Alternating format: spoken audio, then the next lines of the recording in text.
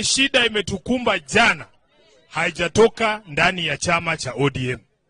Mimi kama SG tulipoanza hii safari na ndugu yangu timu, tumezidi kuomba viongozi wote waliomo ndani ya Azimio la Umoja. Hapa Nairobi, sisi hatuna shida kila chama isimamishe mtu yake.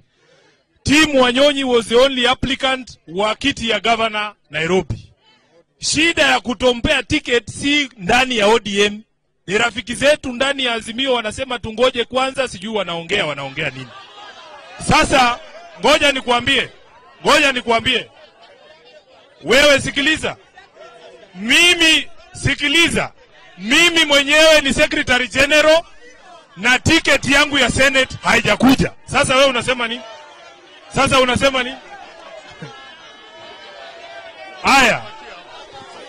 So jambo ambalo tunataka kusema, wacha tusikizane. Haya, tusikizane tu.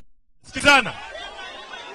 Ujumbe ambayo mmetoa kwa chama, mmesema ya kwamba mnataka certificate ipeanwe kwa team. Si ni kweli? Hiyo ujumbe imefikia baba, anatizama hapa live. Na vile mheshimiwa Lado amesema, sisi tunataka watu waheshimiane ndani ya huu muungano. Kama chama yako haina candidate, usitulazimishie mtu ambaye hawezi kushinda uchaguzi.